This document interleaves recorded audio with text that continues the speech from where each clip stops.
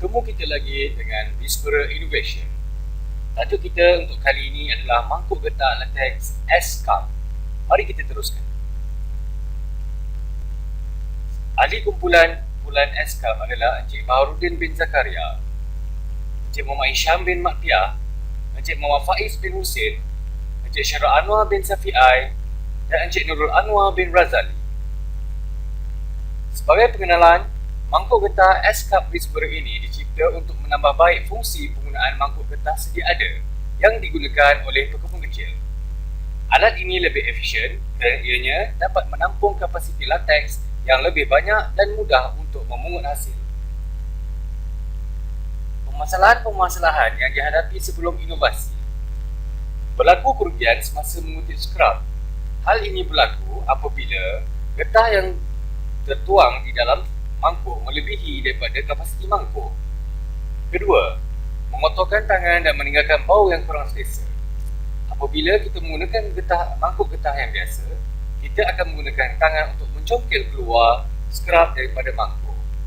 Dengan EasyTap, tidak perlu lagi menggunakan teknik itu. Dan ketiga, boleh menyebabkan alahan pada kulit yang sensitif. Susu getah mengandungi protein di mana bakteria akan berkumpul untuk memakan protein tersebut. Ini menyebabkan susu getah tersebut bersifat asid.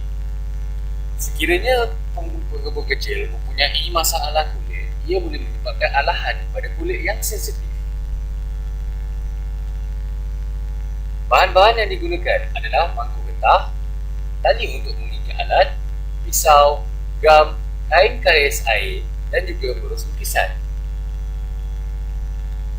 Langkah-langkah menghasilkan mangkuk getah S-Cup.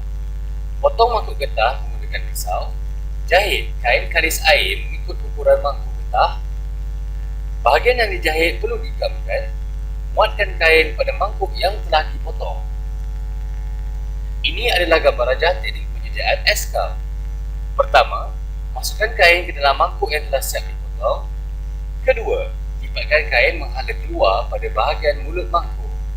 Ketiga, ikat tali pada mangkuk getah. Dan keempat, S-Cup telah pun siap untuk digunakan. Ini adalah kaedah pemasangan S-Cup. Teknik pemungutan hasil. S-Cup menggunakan sistem tolak, tanggal dan kumpul. Faedah-faedah yang diperolehi selepas inovasi. Dengan menggunakan S-Cup, ia dapat menampung lebih banyak kapasiti latex. Ia juga memudahkan proses mengutip hasil. Boleh mengelakkan air bertakung apabila tidak digunakan. Ia juga mempercepatkan tempoh masa pemungutan hasil. Produk yang mempunyai ketahanan yang tinggi. Ia memberi peningkatan kepuasan hati pelanggan.